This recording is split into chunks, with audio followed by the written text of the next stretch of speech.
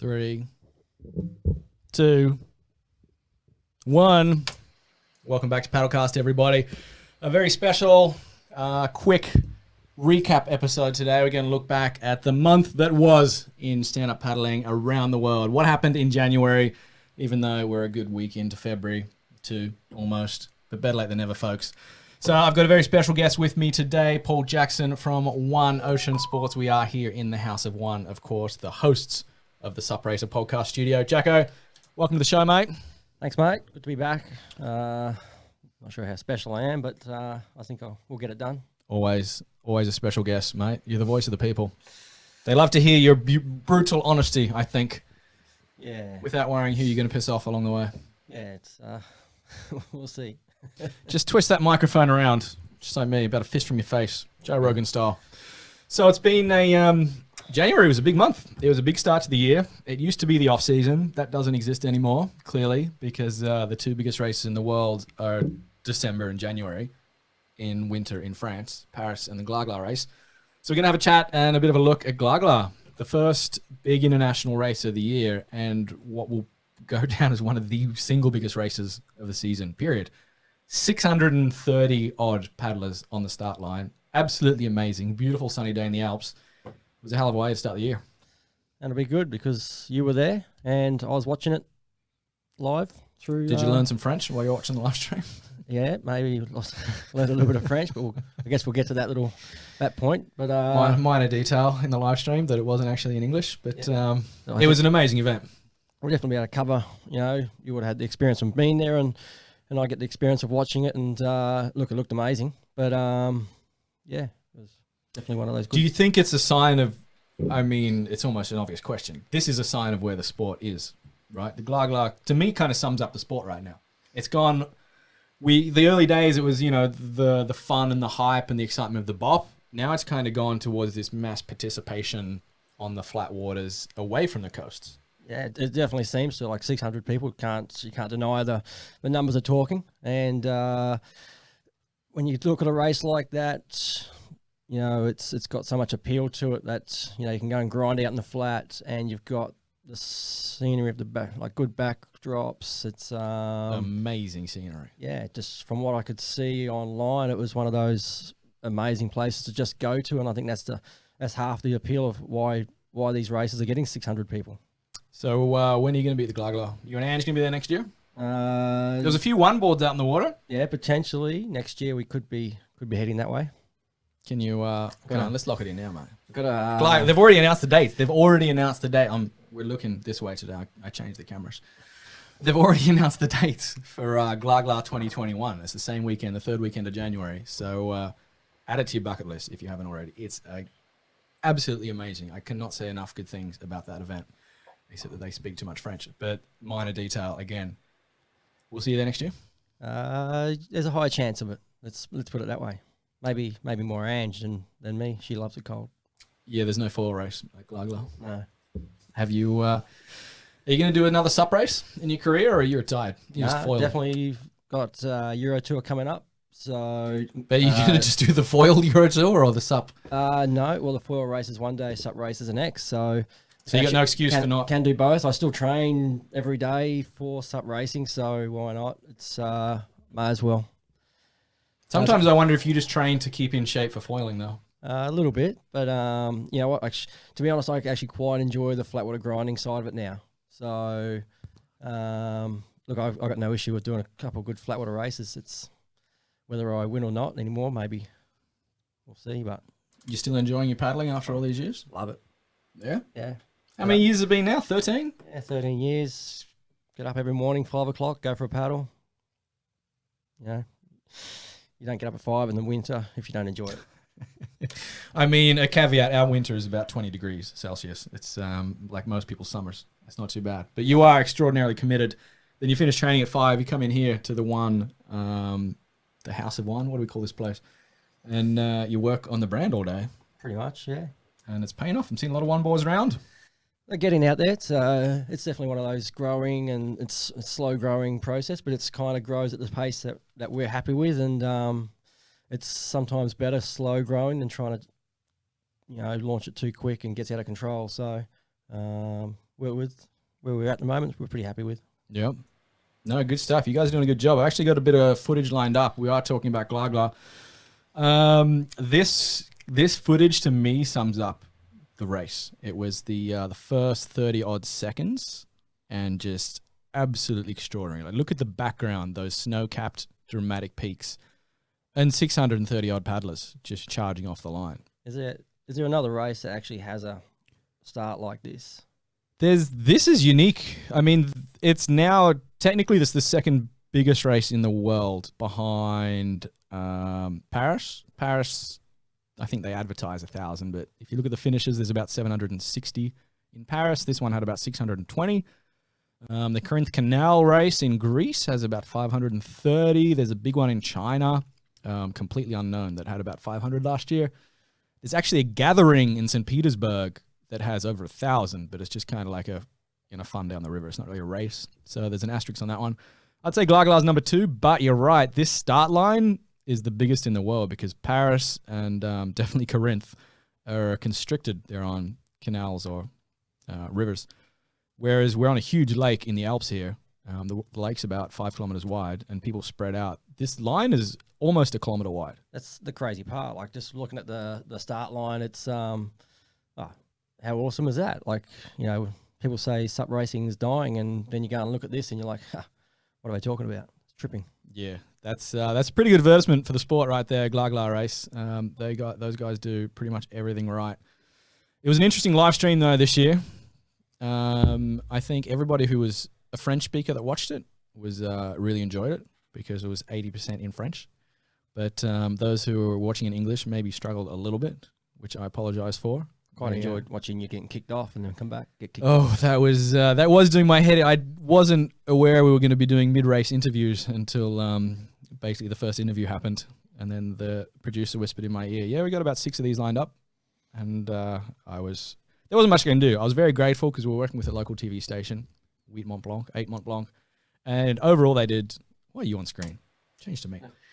Overall, they did an amazing job. Like, they came in with 5 different camera angles. They had live drone. They had producers. Everyone was setting up the audio. Like, my job was so easy that I actually got too complacent, and I didn't give them enough instructions, I think. Like, I was like, they've set this all up for me. I just have to, rock up and talk. And I gave them a few instructions. It's like, all right, we need a lead boat here on the men. We need a lead boat here on the women. Don't leave them the whole time. Have another boat on the mid-packs. If you want the 4th boat to go to the open race, that's okay, but focus on the longer event. Make sure you're always on the leaders. And things just got lost in translation, and then you saw the 600 people on there. It was just hard to find the women, so we really screwed up by not showing the women. But yeah, I think for those watching online, there was a lot of French language. A lot of people learn how to speak French watching the Glagla. You could probably see the potential that actually was there for it all. And from my side, looking from the live feed, it was actually, you could see that how good the setup was and how close it was to being just amazing. Camera angles were off at times and they were following the wrong people, but when they did get it right, it was actually a really good broadcast. So. You can always look at the negative sides, but hopefully we take away the positives and that event's going to grow and grow. And if they can just fix that one little piece up, that's... Yeah, I think technically, they did their job very well. Yeah. They just needed more guidance, I think, from me about what to follow, and they did get a little bit lost following the open race instead of the pro race. But overall, it was amazing to work with those guys. And the crazy thing is, that's a proper TV station, but they didn't have $1 million production truck. They had, everything was done mobile. There's a special mobile software, like a French company made it. The whole thing is done. I'm going to try it out at some races this year. Basically, everyone was just walking around with phones. We were getting filmed on an iPad. The whole thing was a mobile production, and it looked pretty classy. Maybe the one big thing from my side that I looked at during the race was, and as racers and stuff, we've got to make a decision eventually whether we want to be filmed up close or we want to be filmed from a distance from the boat and the effect of the wash. It still kind of gets to that point, where really you could just sit there and do it off your phone and just follow in a boat from the distance that they're filming. You can't see what's going on anyway. So yeah, they were getting too close, and then I told them to back off, and then they backed too far off. So you're right. We're going to make a decision, like especially for the athletes. The athletes got to decide. Do they want to be filmed or do they want to have a fair race? Because if the boat gets in there, look, it's going to create wash occasionally. You know, as long as they're not sitting on the wash or the boat does various speeds at time, maybe we can come up with a better solution. Because at the moment, it's I'd rather have a nice, close, filmed up race and sacrifice a little bit in the wash side of things from where I look at it. Just because, you know, I don't know, it's a hard situation because you don't want to win a race on a wash if, you know, it's a lead boat, but we also want to be filmed and we want the exposure. So I'd say that boats should be involved in it and we just do our best. Yeah. Yeah, I think there's a happy medium in there somewhere. Definitely a contentious issue. Caused some minor controversies over the years at various several events. But we're on a lake. We don't own Lake Artsy in France for that day. They don't shut the lake down. A boat could come, you know, even if it's a couple of kilometers away, could speed around and cause some wake. And then you go to places, I mean, Carolina is notorious. Like you're going down on, you know, a waterway that's basically a highway. There's so many boats going up and down there. So you can't control these conditions. So to sacrifice a live stream just to try and make it a little bit more fair, I think is silly. Like we should get the boats as close as possible without making it, you know, without giving anyone a free ride. Yeah, without just a deliberate where you're pulling a leader away or something like that. The boat really could probably smash past, create a few wobbles for the pack, and then the pack and paddle past, and then you can just veer it around a little bit. You know, if you're sitting there and everyone's sitting on the wash, then yeah, just stop. You know, and everyone will paddle past and you can sort it back out. I think there's a simple solution to it without overcomplicating it. The toughest thing for me is always I'll like be very respectful of the lead pack. I won't sit in front of them. Like when I'm out there with my phone controlling the boat, I'll try and sit towards the back of the lead pack. But then there's a guy or man or woman, guy or girl 50 yards behind and they're getting a free ride. And then everyone in the front pack's complaining that they're getting a free ride. I guess. And I'm like, well, if I'm going the same speed as you, at best, they're not going any faster than you. That's right. And if I stop, you're not going to be on screen for the next 20 minutes. Like, what do you want? Yeah, and that's right. Everyone's happy to whinge about it without really coming up with a decent solution. So, in my opinion, I think the solution is you just deal with the boats, you know, and you just take it. Like if someone gets a free ride, you get a free ride. The boat will do its best to get out of the way, settle it back down. It is what it is. But at least you're going to get on camera.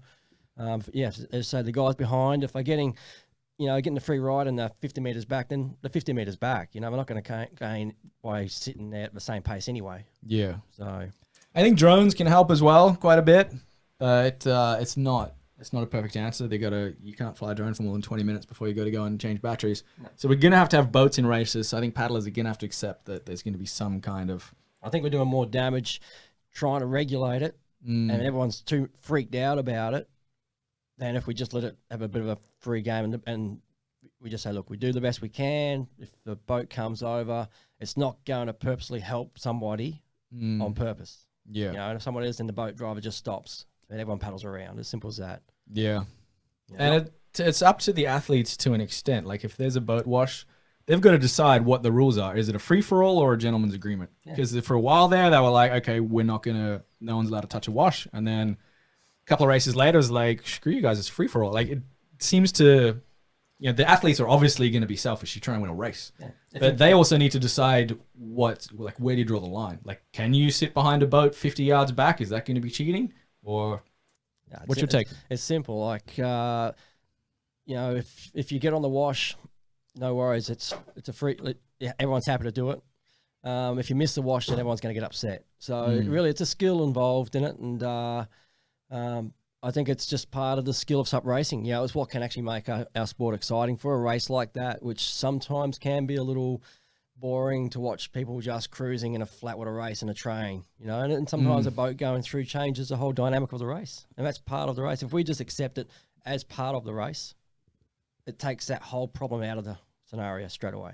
One of the most amazing interferences I saw from a boat wash was the Corfu race in Greece, which Paddleheart promised was going to be a downwinder, and was the flattest race I've ever seen. It was just sheet glass.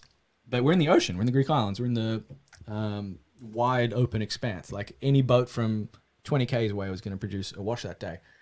I don't know if it was the media boat or just a private boat, went past and made a little wash, and all the guys tried to chase it, but they were kind of going off on a 30-degree angle off the line. The whole front pack went that way. Boothie saw it, ignored the wash, went inside and just sprinted. And by the time the guys had corrected course, Boothie had already got a lead of about 5 board lengths. So they're like, shit, we got to cut back.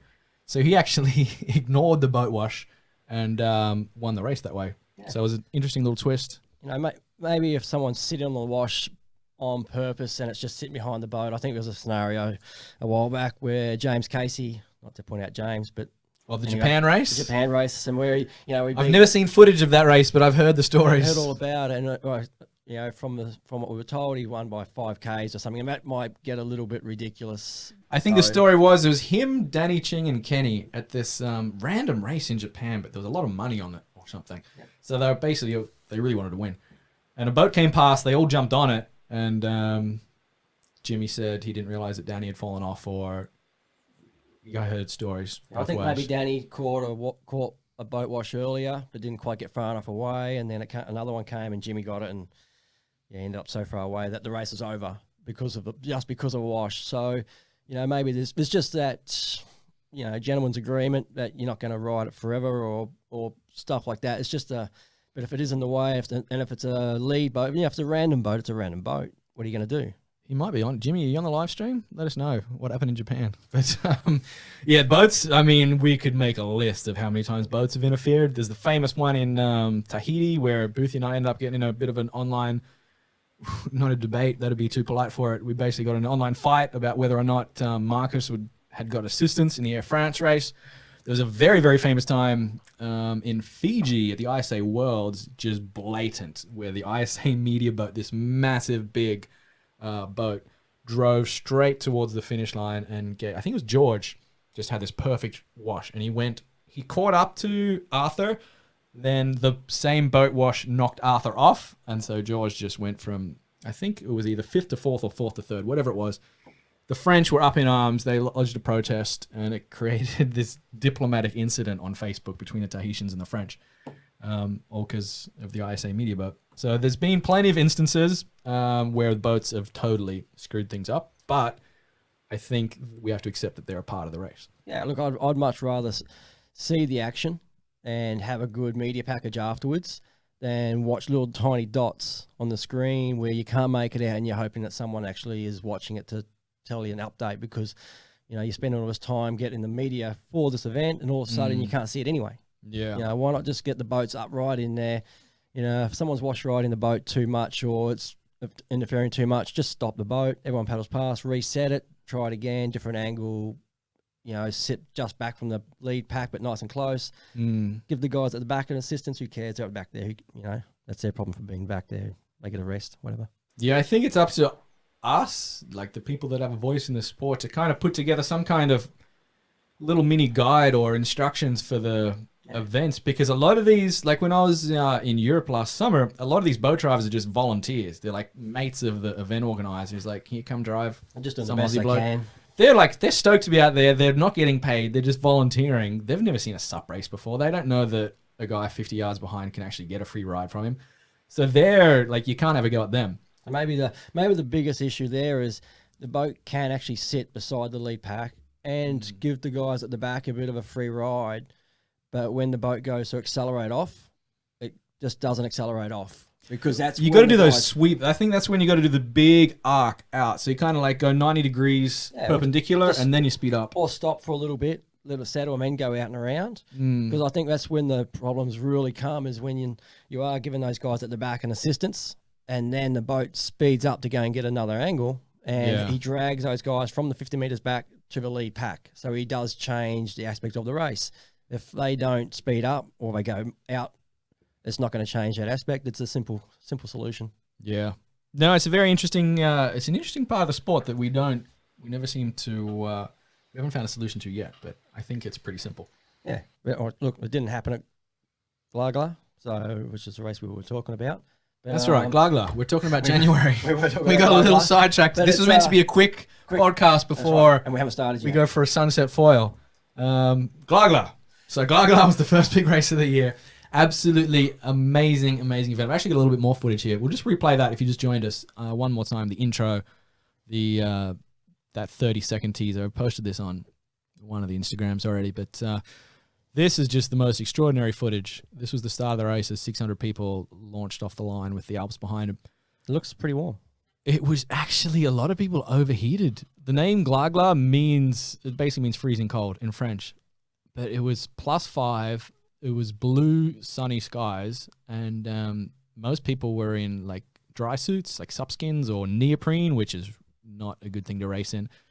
And a lot of people actually overheated. A couple of guys I talked to afterwards said they jumped in at one point just to cool down. So it didn't really live up to its name. It was too hot.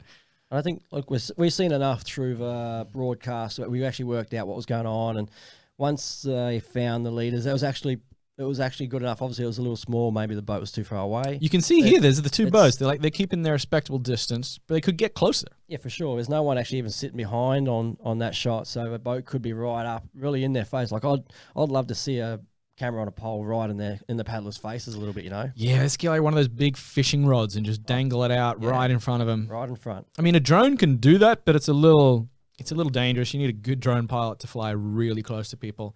You can see here, this was It's against the law, I think, mate. I mean, we're up in the Alps. We can do whatever we want up there. But this is my buddy Slava from Ukraine sent me this footage. He's from the Rapid crew, and he just filmed like the last 7 minutes perfectly. But this was the lead pack, and you can see this is actually interesting because the live stream, which overall I thought was very good, except that it was too much in French. The big mistake I made was I called the wrong winner. Yeah, Ty won it, didn't he? A minor detail to say that Ty Johnson was the winner, and I looked around. We were at the finish line, but facing away. I turned around. I was so excited. I just been screaming for like 60 seconds straight. Ty's gonna win. Ty's gonna win. I look around, and the T2's charging over the line. I was like, you got to be kidding me. And you got to be honest. Like when you're watching it back, Ty looked pretty strong throughout the race. Like he was, like right now he's leading. He's pushing hard. He's actually doing a lot of surging. T2 was sitting back a little bit. He actually never looked super comfortable. Like obviously he's comfortable. I don't know how he won that race. That's him. That's T2 on the NSP, the unmistakable fluoro blue and green. There's one at the front and one at the back of this pack. It's Ty at the front, T2 at the back. We'll just skip ahead towards the finish here. There's the some of the boys that were top 10. But yeah, if you skip ahead here, I think they missed the boy turn. But T2 basically went at this boy turn here. He went from 6th to 1st. There you go. He's surging up the inside now. All the boys did this wide turn. He got this magic inside turn, went straight to the front. And we cut away on the live stream, then come back to the drone. And I was like, oh, I can see an NSP. I can't make out who it is. It must be Ty. They were wearing similar clothing, paddling similar boards. Probably a mistake. It was, innocent mistake, but I'm still haven't forgiven myself for that one. But here is the actual proper finish of Glagla. Here we go. T2 charging here. That's Leo Nika behind him. Tom O'Bear was on his tail. Solid again. Like Leo, some reason, every year he comes out just solid. You know, that's his 3rd runner-up finish at Glagla. 3 times the bridesmaid. And his cumulative total of losses is about 6 seconds. He loses by 1 or 2 seconds every time. It's painful. It's almost funny if it wasn't a serious major race. But here you go, T2. And here at this point he just starts pulling away and he's only got about 50 yards left. He wins by about 3 boards. But Leo did very good. I was impressed. Tom O'Bear, always looking good. Martin Vitries back there in 5th, just behind Ty Judson. He did very good. I think that's Norm Webber off the back in 6th. He was runner-up last year. He's a real dark horse, Norm Webber.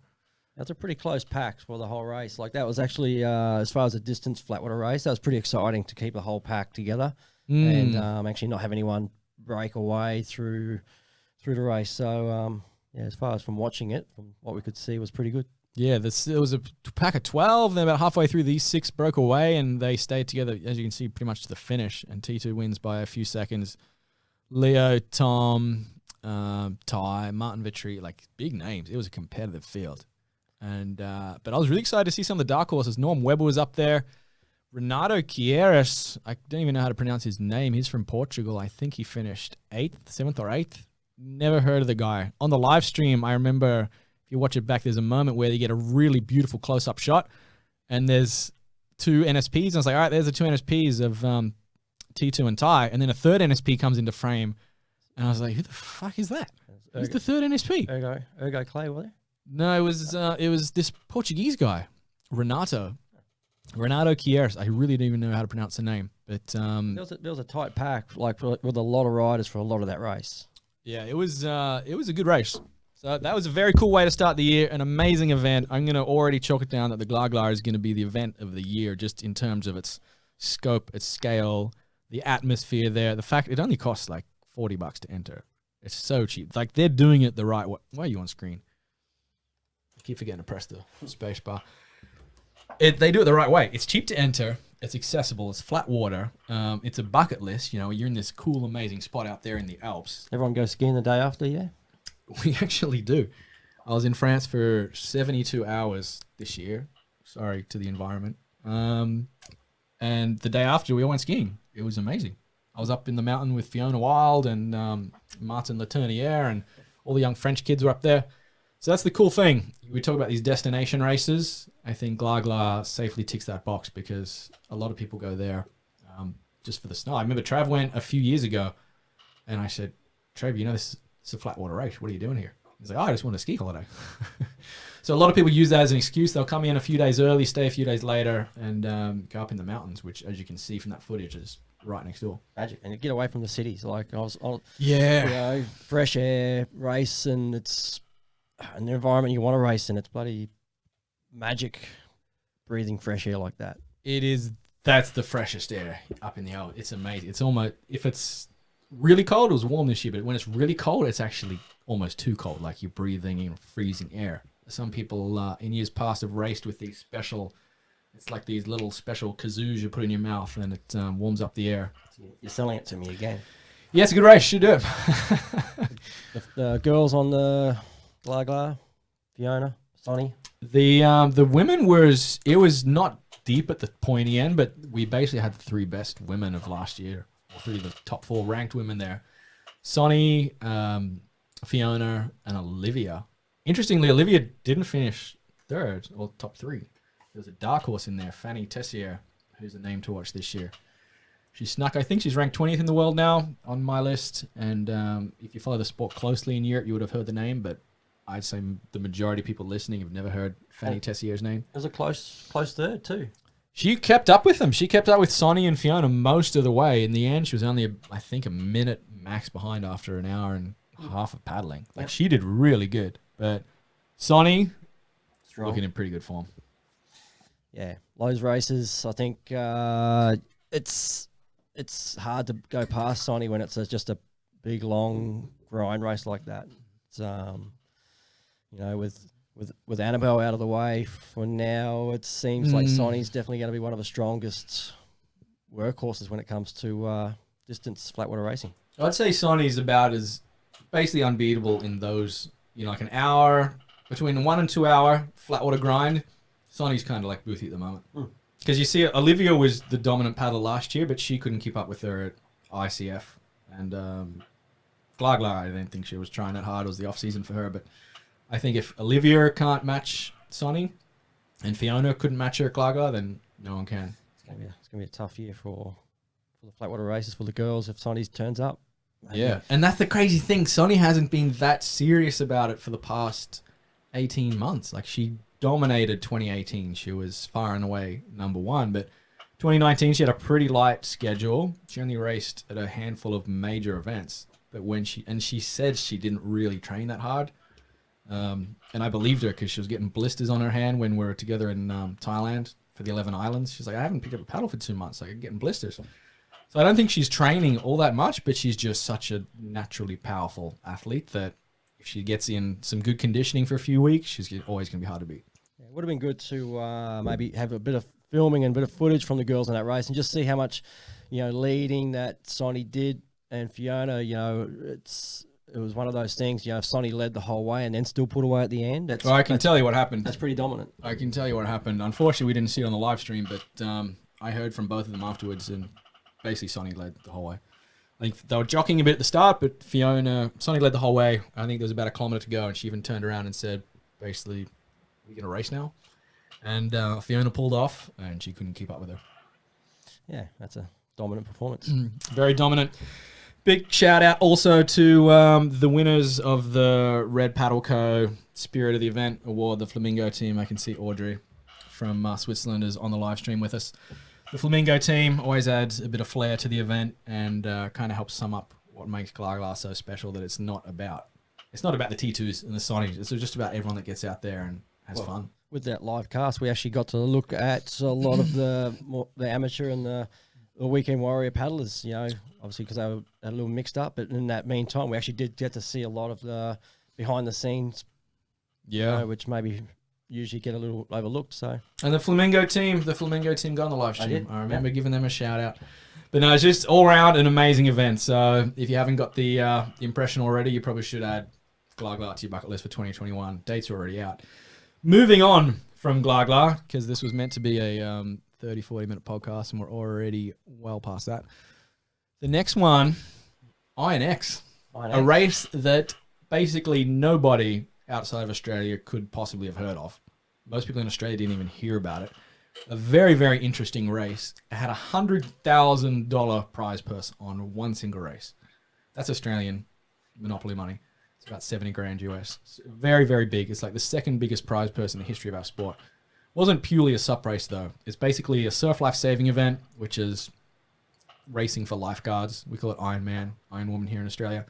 So it's an Ironman event, but they mixed it up this year. They switched it up and added sup and CrossFit to basically try and win the rate, like get some ratings back.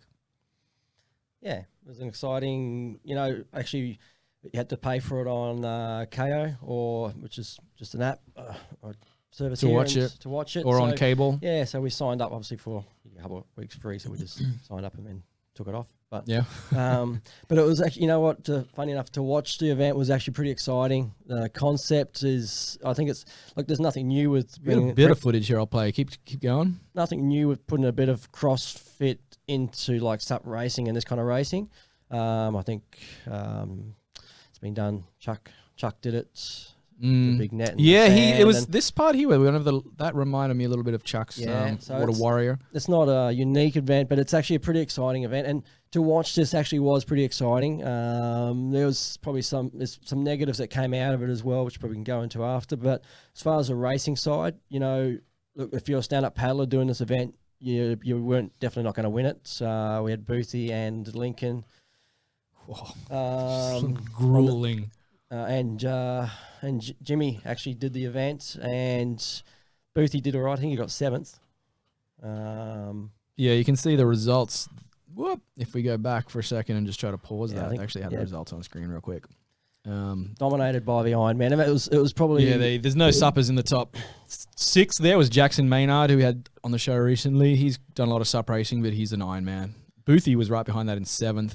Lincoln was doing well, but he messed up one of the CrossFit parts.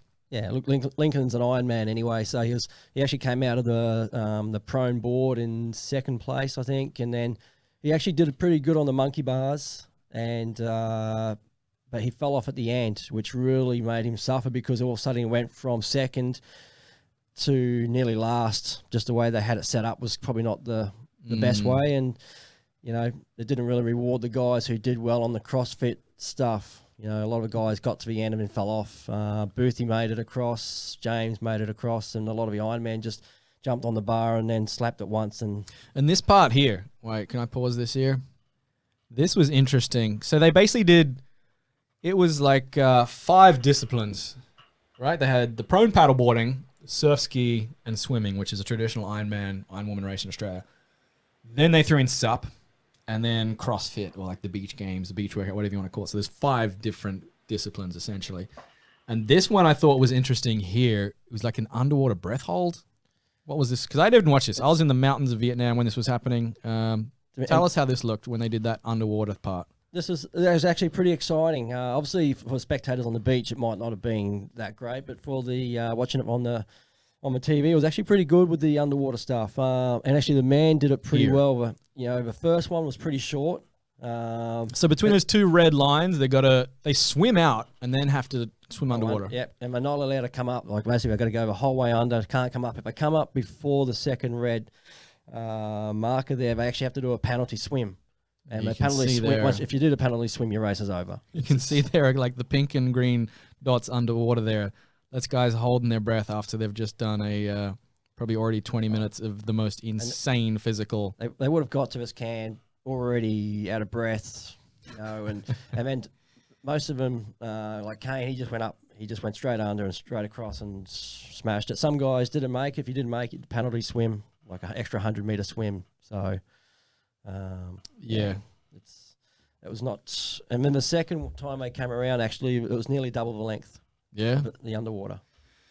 So basically, it was just 30, 40 minutes of torture. Yeah. Actually, I just saw James Casey. Jimmy just jumped on the live stream. One of the elite invite-only athletes that was up there. One of the few SUP-recognised athletes, along with Lincoln and Boothie. I think Jimmy was the only guy in the whole field to actually make the monkey bars twice. He might confirm that or not, but Yeah, right. every other guy in that field came off the monkey bars and had to do the penalty run, Yeah. which really was Why am I on screen? which is I kind keep of forgetting to switch. which is kind of a little crazy at the end because it's suddenly all the guys are such good beach runners that the penalty run was really nearly an advantage for the guys who just fell off the monkey bars. Can we? I wonder if we can get Jimmy on the phone. I want to get a quick word from him. Yeah, This is untested technology here, folks.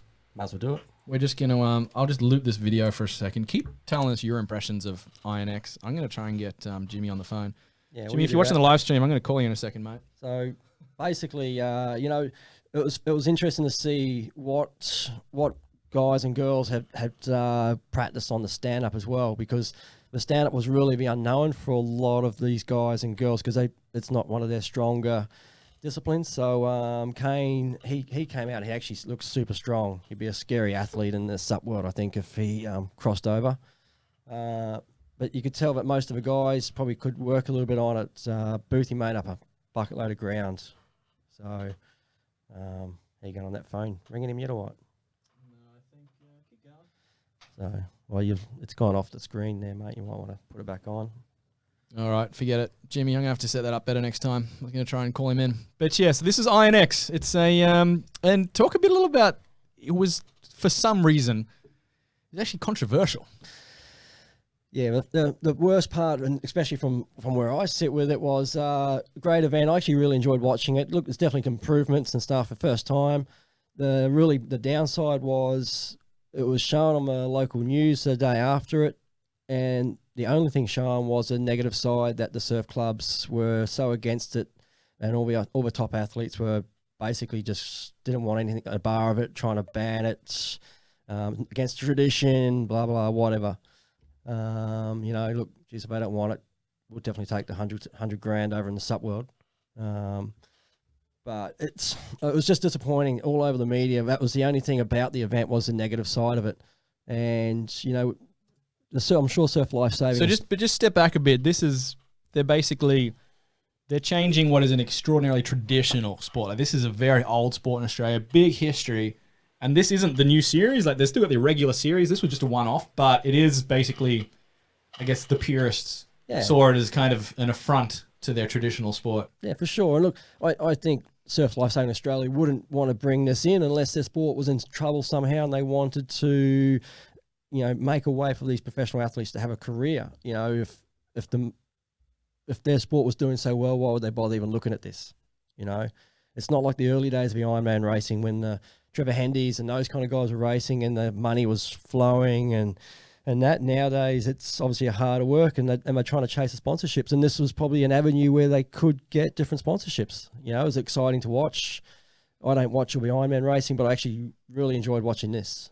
There's probably definitely aspects that could be changed to make it a bit more exciting and maybe make it a little more fair for outside athletes to come in if they want that side of things. If you want to get the CrossFitters over and SUP paddlers over to actually have a chance at winning. If you weren't an Ironman, you were definitely not going to win that race. Yeah, I want to try and get see if we can do this, folks. There was a very interesting quote from Jordan Mercer, who is. She's someone known to the paddling world. She's done a few SUP races, but she's an absolute queen of Iron Woman racing of surf life saving in Australia. She comes from extraordinary, like the most famous family. The Mercers are royalty in Australia, and she had some interesting things to say. So I'm just gonna try and bring that up. Great to read it. Like really nice to see it. Really open minded. You know, like a lot of it comes across to me as small mind. You know, it's someone who doesn't want to just think outside what they normally do and can't see potential for growth and of what it could be, you know, and it's too easy just to shut something down and whinge about it rather than try to think a little bigger and where it could potentially go in the future. So, yeah, here's the one from Geordie. We'll try and zoom in on this, but basically she's just saying, she goes on and says that it could be, like, it'll be remembered as a catalyst for resurgence in her sport, which is a huge call. But I think she's one of the athletes who gets the potential for, you know, innovating the format. And I can definitely understand that the clubby athletes that don't want to innovate because it's a traditional thing and you don't want to make it a novelty and kind of lose the history and the prestige just to chase a few ratings. Yeah, but I think this is only, you're really looking at the top end side of it anyway. No one's looking at replacing, maybe in the early days they were looking at doing a bit more SUP involved. I think they got the hint that wasn't the way to go, but now it's as a side thing for their sport. It looks amazing, but really I think the negative feedback's going to end up squashing it. And an amazing photo as well. That's Wait, how good does it see people hurt? That's Geordie is just an absolute warrior. There she is on the SUP, quick blade paddle in hand. But God, that just looks painful. But anyway, I'm gonna get Jimmy. He's just responded. He's gonna jump on the live podcast. So we're come on, Jimmy. Groundbreaking technology here, folks. Come on in. But he said he just got in from a surf and he needs 5 minutes. So that's that was INX. What I want your opinion, because you've been at the forefront of innovating SUP formats. Forget what happens with INX, whether it continues or not. What can we bring in to SUP from that format? Yeah, look, if we want to go down that length, that path with that kind of format, and it is an exciting format. Like I loved it. So for me, I'd get rid of a ski leg. The ski leg for me in that kind of format doesn't change enough in the race. The format's too short for the ski leg. Quite a hard craft to learn. For a lot of guys who want to maybe transition into the sport. You know, it's for me, I look at this concept and think I want to bring in CrossFitters, SUP paddlers, and all those, you know, the prone guys and the athletes like that. But you've got to make it fair so that if they aren't strong in SUP or board, that they can make up that ground in the CrossFit area. You know, and it's got to balance out. At the moment, it didn't balance out. The balance is all in favour of an Ironman, which was fine for the event they did. Who is that? That's Louis, Kendrick Lewis. But I think it did show the potential. You know, I'd also make the beach transitions a little harder. Like that sandbag run, I'd make the sandbag run longer through the crowd, zigzag it through the crowd, make them carry the sandbag the whole way, stuff like that. So you're basically taking the pain in their face and putting it in the middle of the crowd. You know, you want to put that. There's some pain in that face image right there. You want to put that, but you want to make it so the crowd and the TV picks it up. So, you know, 25 grand. You don't want to. You want it to be a hard day work. That just looks painful. Yeah, no, I mean, there's a lot of money and a lot of. I mean, it's on national TV. There's 100,000 Australian dollars on the line. This is a serious event. You can't make it easy. Yeah, look, if they drop off the monkey bars, instead of having a penalty run, they go back to the start and they do it again. If they can't do the monkey bars, they don't finish. Simple as that. You're like, we're not talking about, you know, the person who trains 1 day a week. These are professional athletes. If they can't get across the damn monkey bars, then what the hell are they doing? So give me a, as we bring up the results, this was the results from the men's race and the women's. So do your perfect SUP racing format with this in it. Just give us the elevator pitch. Look, I'd definitely keep the swim, make the swim shorter. Basically, beyond just out from the surf break, do the underwater legs. So what's the first leg? We start on the beach. Start on the beach. I think I had basically the right formula. Start on the beach. Start with the board. The board keeps people pretty tight together. You know, it's a discipline that you can pick up fairly quick if a race is short enough. Even though if you watch Jimmy, he got smoked off the start of the board leg. But it is, I think Jimmy's probably done 2 weeks of paddling, and he was able to similarly keep up. He was a last-minute invite. Yeah. Speaking of Jimmy, I'm going to try and get him on the line. I want to hear a first-hand account. Let's see. I can hear that. I think everyone can hear that ringing. All right, folks. Hello. James Casey, welcome to Paddlecast Live, mate. You're here with myself and Paul Jackson. Thanks for having me. This is revolutionary technology. We're bringing you on live. This is like talkback radio. We've been chatting about, as you probably heard, you were on the live stream a second ago. We've been talking about INX. Give us your take. You were one of the very few people who got to experience it as an athlete. You were one of the 13 guys out there. Just give us a rundown. How did it go? Oh, mate, I was basically completely out of my comfort zone. Never done board, swim, ski race ever in my life. So I was, I was called up like 3 weeks out because someone else had got injured or pulled out, and it was a super fun experience. I'd love to do the next one as well. Just the obstacle course was kind of super fun, and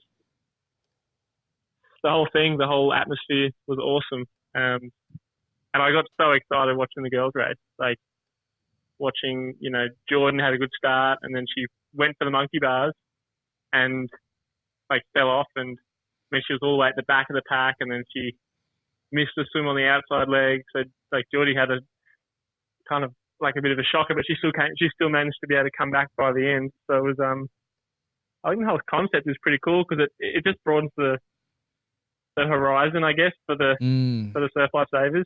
Those Ironmen are super super talented athletes. Yeah, those boys are pretty fit, huh? Yeah, but because they're in their like surf lifesaving bubble, they're sort of everyone's fit in that. They don't realize how fit they are compared to other athletes, I feel. So would you say these are like even like I was going to say even compared to like Boothie, who's he's a machine.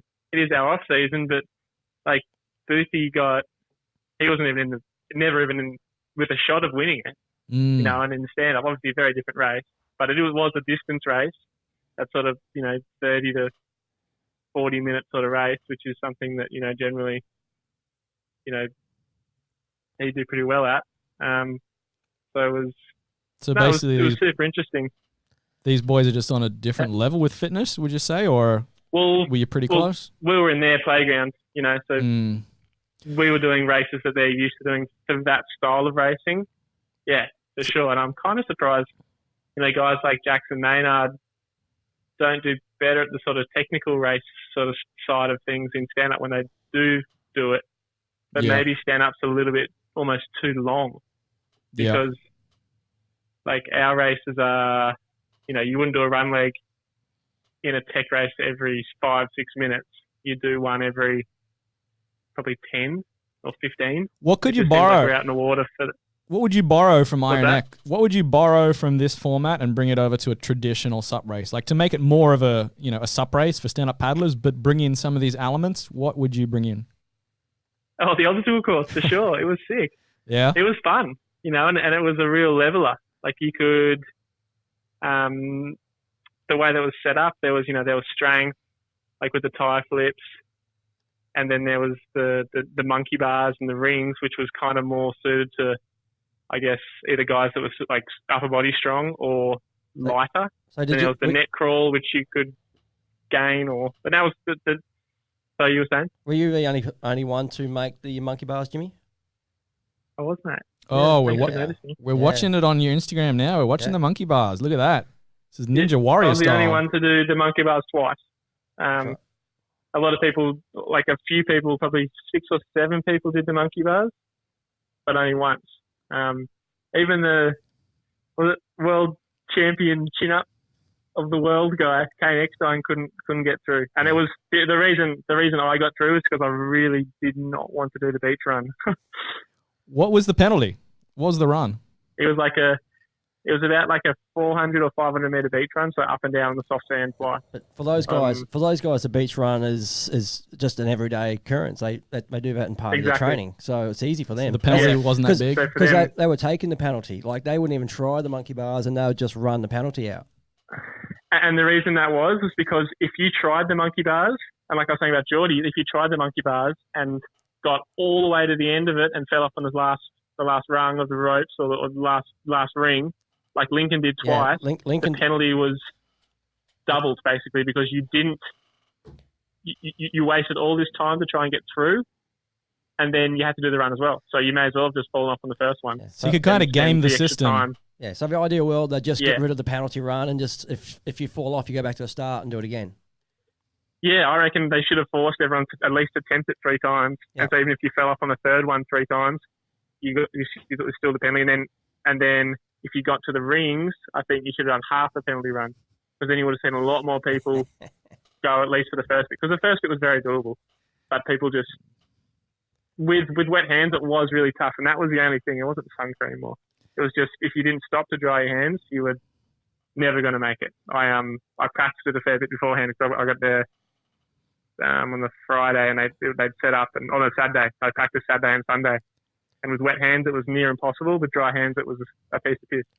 I spent a fair bit of time drying my hands before I did it. How was the crowd on the beach? Crowd was massive. Like, yeah, they were getting into it, and like afterwards there were like young kids coming up and like asking for photos and high fives and like just everyone in the pub up the top at the little bar and all the grassy area all the way around. It was the biggest crowd I've ever competed in front of. I heard the same thing. I heard the crowd was out of control for the event. Like there's no more room around the event. So like it definitely had a really good appeal. It wasn't a good weekend. Obviously, I think Australia Day weekend. So yeah, which helps. But I think the fact like the obstacle course all weekend, that was a major attraction. People were just like, everyone sits on the grass there at Mooloolaba anyway, I think. But with the obstacle course, there people were, sort of, what's going on here? And a few people were like, sort of, when we were practicing, we weren't wearing Nutrigrain and stuff. We'll just been like, I was in boardies and t-shirt, and so we were going through the course, and then people would just come down from the grass and go over to go, and the organisers have to like security have to sort of shoo them away, kind of thing, because it. Yeah, right. It wasn't. Yeah, in so case they hurt themselves. Just like the whole attraction, it was like a big. If you had that for a sup race, a big obstacle course, even if they didn't know what was going on, like no one even cared what was going on in the water. You couldn't see, but with the obstacle course, you could see what was going on, and it was super exciting. And like the monkey bars, like it was crazy watching the girls. Whenever a girl like didn't just jump off and go for a penalty run, like people like watch like like when they almost fell off, like it was exciting. I was pumped watching it. Like I was saying to some of the guys beforehand, I'm like, dude, I need to calm myself down. It was really good watching the girls race. And so you think we've got 12 towers coming up? You reckon we should in the technical race put some beach obstacles in the middle for the race, or what? Just put the monkey bars up, mate. That'll help me a bit. Who was most impressive from the non-sup paddlers in the sup leg?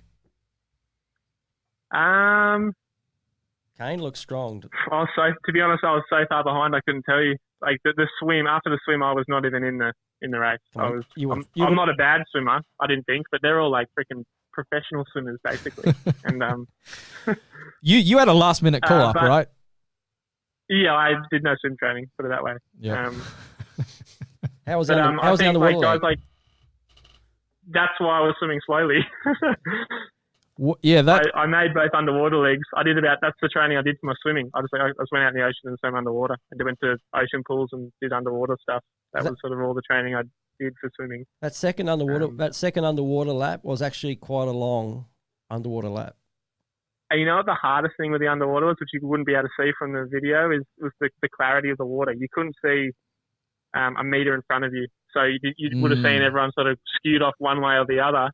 I ended up swimming, it felt like 30 meters. I went so far to the left, so outside the cam, that like I timed it with my strokes. I could, in a pool or in the pool, I could do 6 strokes, like breaststroke arms and like a kick. And that was easily 20 meters. For that second underwater leg, I think it was 8 or 9 breaststroke strokes. I couldn't see where I had to go, and I really didn't want to have to swim any longer than I was already.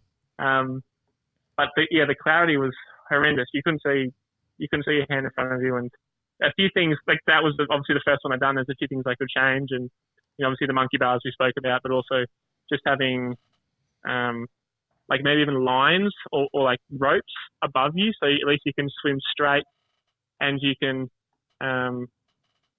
know if you're coming up and you're into something, like maybe even a net. So if you were to come up, you can still breathe, but you know that you haven't made the distance. Yeah. So We got a photo of you, the one you posted on Instagram, the first one of you, looking pretty stoked at the finish line.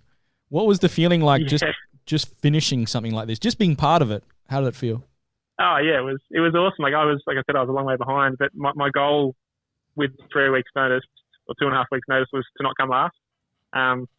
Not in like the person I ended up beating was Lincoln, which I never thought that Lincoln was going to come last, to be honest. And he kind of spiraled out of control with all the penalties. I think he panicked a bit after he got his first one. He was in first or second at one point, right? Yeah, second place. He was right up there. And he went and that's when we went for the monkey bars and he fell off on like the second last ring. And so then I finished the monkey bars and I came out in front of him. Yeah, right. Which is crazy. And then he got every single penalty he could get. He didn't make it the 2 times underwaters and he didn't get the 2 monkey bars. With trying to get them. So he almost made both of them but didn't. Which was, I felt sorry for him, to be honest. Has there been any talk about the next INX? Have they said anything to you guys about? Well, we had like an after party kind of thing, and just sort of unofficially they were talking about having like a mini series next year of multiple INXs. Yeah, so I think they said 3, but it would, nothing was set in stone. It was just sort of talk. Yeah. That was Mick Porra's plan. He wanted to, and then that's why when he invited me, he said, "Look, I don't care how you go for this one. Obviously, it's very short notice." And he said, "Look, just come along and you'll learn a lot." Yeah. And see. And I'm like, "Yeah, of course, I'd love to be a part of it." And I'm so glad I did it because it was really a super fun event. And I'd never paddled a ski before, like a surf ski. So that was my first race on a ski. Jumping in the deep end, mate. Oh, tell me about it. And so for the last leg, Lincoln was close enough that he could have caught me on the ski. Yeah. And I was like, come on. Man, a little set came on the very last cam, on the last in, on the second part of the M. And I'd sort of learnt to paddle a ski from Reese, the guy that makes the Boss skis. He lives in Sydney. And I did a bit of training with him and he helped me. Downwind, by the end of the 2 weeks, I wasn't too bad. But punching into it, my technique just sucked. But my timing was okay when I was paddling with the bumps. And there were a few sort of lumps that sort of came along with me, and I managed to rate up onto them. My stroke would have been horrendous. Like it just felt like my stroke was horrible. But if I got the ski moving, it felt really good. So I'll probably do a bit more of the ski, especially if there's going to be a 3 sort of event series next year, which should be. Yeah, I'd be pumped if that was the case. Has it inspired you to do different kind of training just for SUP? Like, can you bring in any of these clubby techniques? Yeah, well, like even just like the tech race track, because I trained with Manly Surf Club for, I did like 3 or 4 sessions with them, and just the sort of the tech race training that they do. Yeah. And it's really fun, to be honest. Like in and out through the waves, that's what I've always loved. Just coming from a surfing background. It's fun training, and it's, it was a very different vibe training with the Surf Life Saving crew compared to the SUP crew here in Sydney, at least. Whereas the SUP crew are mainly, the youngest after me is there's one other guy younger than me, and then the rest, the median, the demographics is different. Most of them are 40 plus, whereas most of the Surf Life Saving guys are under 40. Yeah. So it was kind of around people more my age, which was, was nice. I'm just looking at your Instagram now. Moving on from INX, you're going to be back up here on the Gold Coast in a few weeks, right? Something very exciting. Yeah. We're doing the foil muster. You're the face of the event. Yeah, I just saw the photo. I was like, oh, that's pretty sick. I'll share that. maybe we should just mention as well that Jimmy and Marcus just did 100 Ks. In Perth on the foil.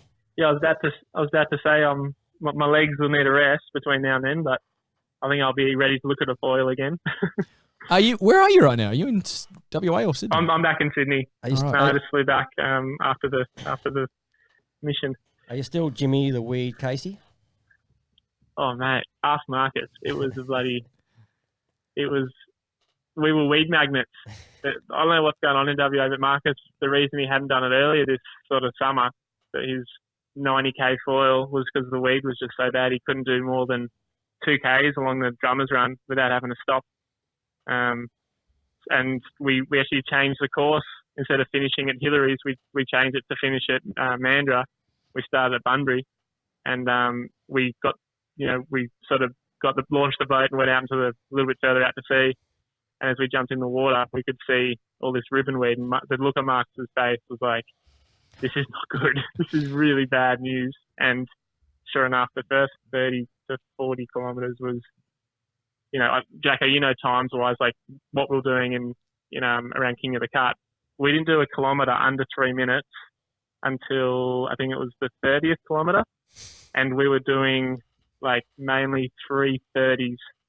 So it was It's hard probably work. our average. Yeah, it sounds painful. Oh mate, it was seriously hard work. But just back up a second. What was all this for? Tell everyone what this was for, because it was for a bloody good cause. Yeah, so Marcus sort of back when the bushfires were happening, I guess a couple of weeks ago. Sort of seems like a distant memory now that it's been flooding. But now when the bushfires were all happening, Marcus wanted to do his bit to donate, and he didn't have a lot of money, didn't have as much money as he wanted to be able to donate. So he said he doesn't post well on Instagram, but he posted saying, "I want a foil for the fires. I'm proposing I'll do 90Ks and I want to raise $2,000 Yeah, Yeah, I think he said 2,000 he wanted to raise to go towards the bushfire relief basically in all around the country really. And when I saw it, I said, "Mate, I want to do it with you, but I'm all tied up with this INX thing at the moment. Hopefully you do it later than that." So I was always going to try to get there with him and do it. And then when it ended up happening after INX, I'm like, "Yeah, I'm in. Let me know when you're doing it." And so it all sort of happened. And at the moment, we've raised over $5,000. I haven't checked actually today, but it was 5,000 after we did it. And it's still going up. And yeah, let a lot of people, So people can still go and donate for this year. Yeah, people can. Chris Yeah, can so put a go link to up. Marcus's or my Instagram Yeah, if page. you head and the to link in the bio there. if you head to James Casey on Instagram, I'll put a link in the caption after this. Hit the Give Now link if you're you want to be part of this. Might get him a few more followers. Yeah, come on, Jimmy, you got to hit 10K. Come on, mate. It's not a real Instagram to get Mate, 10K. I know when you posted the Paddle League, it doesn't the Instagram account so you get 10. I'm like, I'm still learning. No, mate, it was an absolutely extraordinary effort to foil 100 kilometres, and Actually, Marcus was only trying to do 90, and I said to him, "Mate, if you're doing 90, surely you go 100." Yeah, what was that all about? How did he pick 90? Because he measured from Mandurah to Hillary's, and it was 90Ks. And so that's the run that he wanted to do. I heard he actually didn't really mind, like the 90k mark he's feeling pretty good. 95k mark he's feeling pretty good. Rick, you should have seen him. He was like a kid. He was frothing at the mouth. He's like, "This is awesome. We're going for 100." and then the last And two. so we got to Hall's Head, and he was like, "No, we're going." So he set the boat in, and we kept going. And at about 98 Ks, he just fell apart. Like the poor bloke. He would have had, I think he had a mask full of weed, and the conditions were still epic, but a mask full of weed, and it's going to ruin you. And he was so tired that he couldn't stop because he was worried if he stopped, he wouldn't be able to get back up on the foil. So I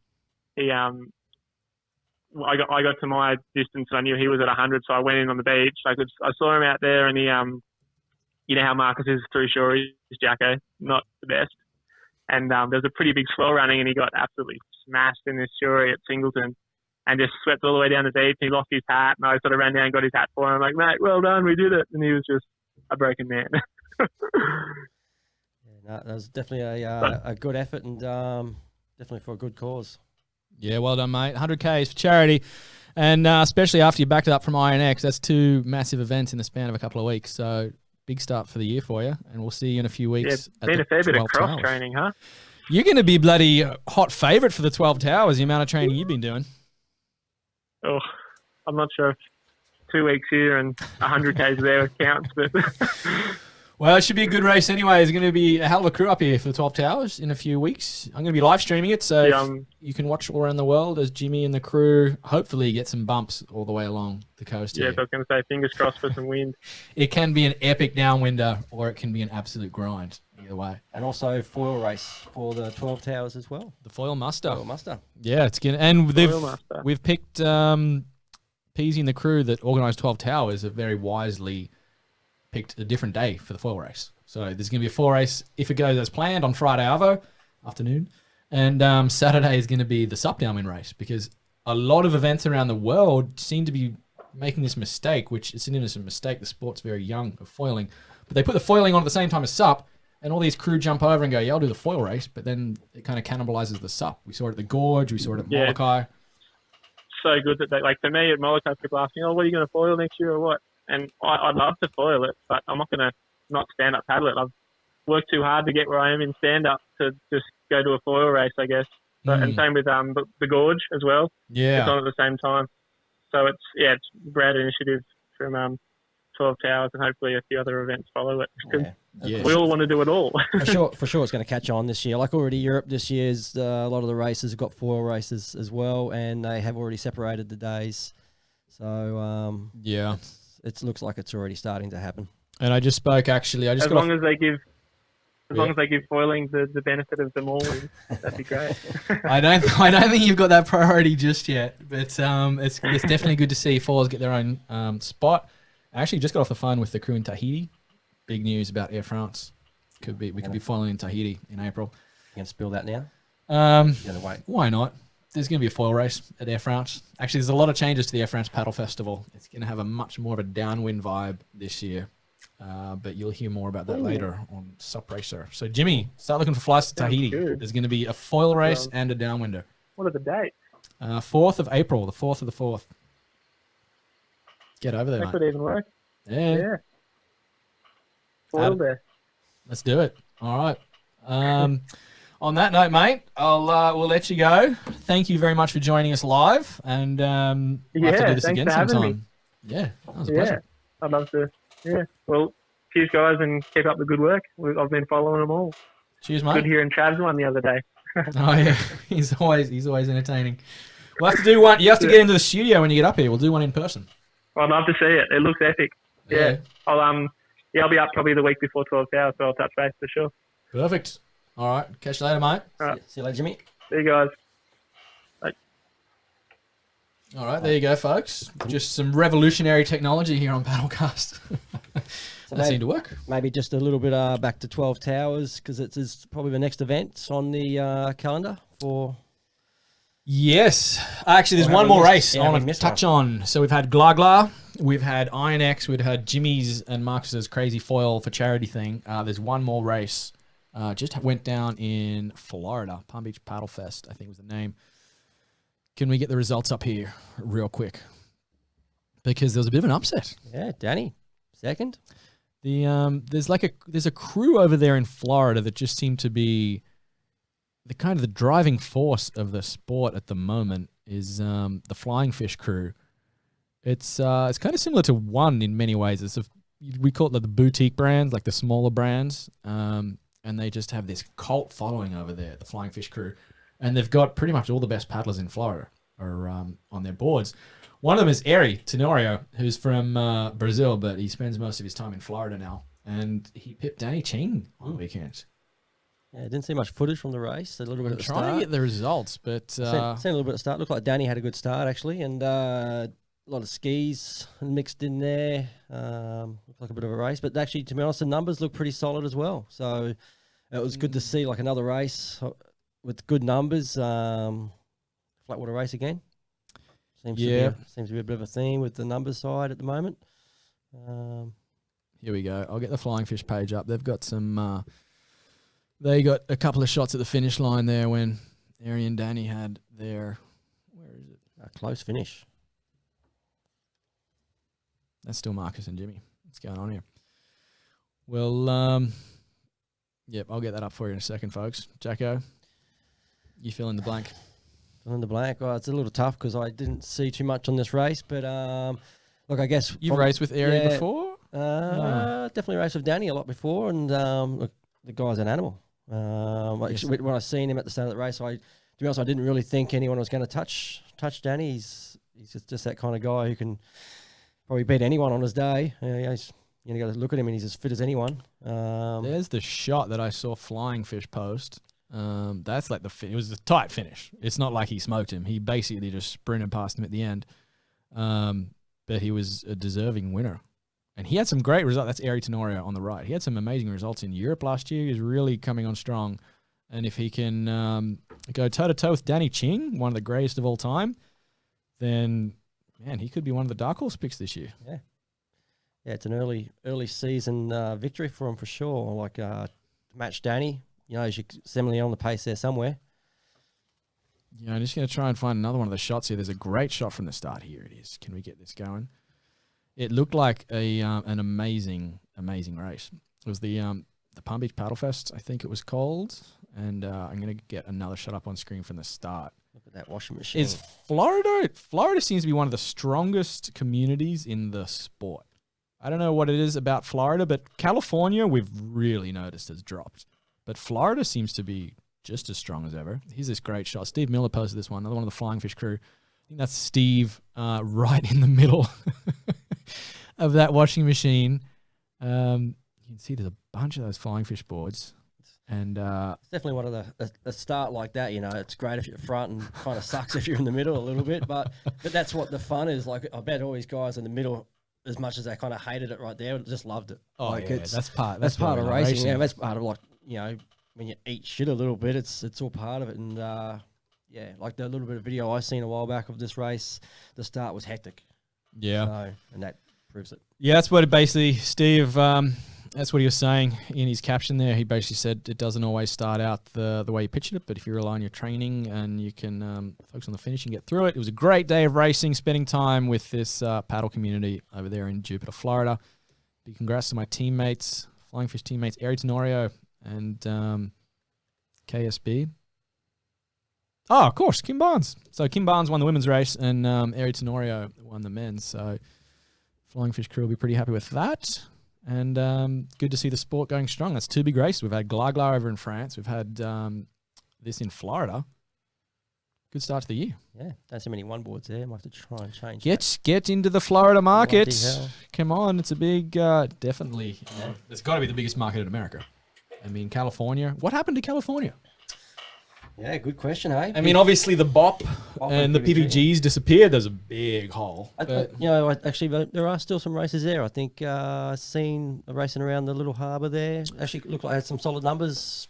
Yeah, I was actually at that one. Yeah. I totally forgot. AV, Anthony Valla, one of the OG legends from California, put on the Dana Point Harbour Hoot. Yeah.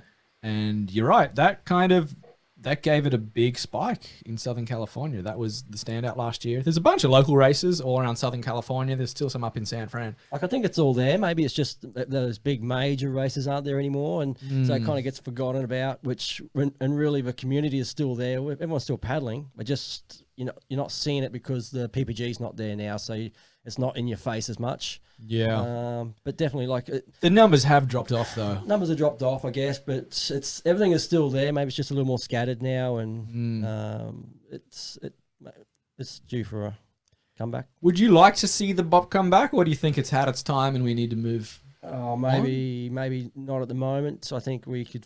I think the sport's focusing on certain areas at the moment, and it needs to really grow its grassroots a bit more.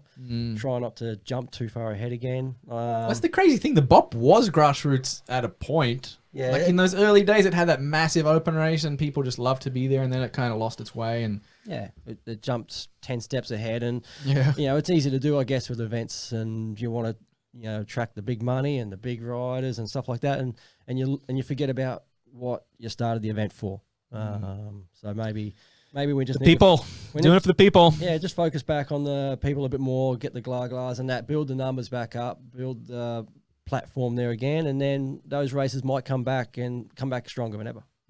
Well, Glagla in Florida clearly doing it right, and hopefully we're going to see some good numbers in a few weeks here in Australia.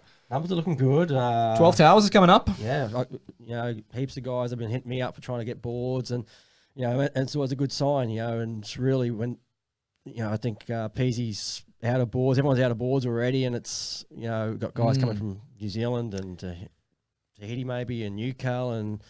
I just got a message today from Canada saying, "Is there any boards?" Japan, I'm coming over from Canada. Yeah, a couple of Japan riders coming over. I think Kenny potentially might come.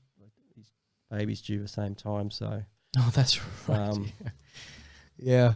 I think he's pushing it up there on that one. Yeah, his where are we? So the 12 Towers, if you're not familiar, it's this epic race in Australia. Where was the one I posted of Ty Judson a few weeks ago? I want to get this on screen. Here we go. This is the one of Ty Judson. This is basically the downwind conditions we can potentially get in Australia. Here on the Gold Coast, like 5 minutes from where we are sitting right now. It's absolutely epic. It's either epic or just epically hard. Or it can be extraordinarily grinding the whole way. But it's always a fun race. Like you're racing along pretty nice open beaches. If the wind's on. Last year was a tricky race. The year before was a tricky race. Look, it's a fun race. You're racing past some of the best surf breaks in the world and some of the best beaches. And if it's a northerly run, we're going past Surfers Paradise, and backdrops will be just as crazy. Maybe not like Glagla, but a different scale. Yeah. No, it's a very good event. 12 Towers, 5th to 6th to 8th or 5th to 7th of March. First weekend of March. It's going to be live streams on the Paddle League. We're going to do a foil race. We're going to do a downwind race. We're going to do a beach race, bringing the Bop style racing back. And it's just going to be a good, fun weekend. So if you're anywhere in Australia, get down to it. If not, you can watch online. Before then, we might sneak over to New Zealand. The NZ Nationals are coming up in a couple of weeks. That's going to be one of probably the biggest event in New Zealand. That's the technical race. Yeah, beach race over there. Then we've got Air France coming up a few weeks after 12 Towers, early April. That's going to be very exciting this year because why are you on screen, Jacko? I'm talking. I got to get a producer. Anyone want to be a producer for Paddlecast? I keep forgetting to press the spacebar. So there's a few big races coming up. Basically, we got to wrap this up. I am dying in here. Yeah, it's a sweat box. I got to install an air conditioner in the blue room. Do we know an air conditioning guy? I think we might know someone. But anyway, folks, we're going to wrap this up because it's almost sunset and I was determined to get out in the water for a foil before it gets dark. It's happening. I'm going to get down there to a secret spot. Anyway, folks, thanks for listening. Thanks, James Casey, for joining us. Huge thanks to Paul Jackson from One Ocean Sports for not only joining us here, but also hosting the entire studio that is Sup Racers podcast room. And lots to look forward to this year. We'll have to do another one of these. Excited. All right. Let's get it going. And finally, of course, big thank you to everybody who watched online live, or if you're listening to this on Spotify, Apple Podcasts, or wherever you listen, maybe even on YouTube. Subscribe if you like the show. We're going to keep these going every few days. We're having fun with it. So I think we'll wrap it up there. Sweet. Cheers, guys. Yeah. Woo, it's hot. Ooh, yeah.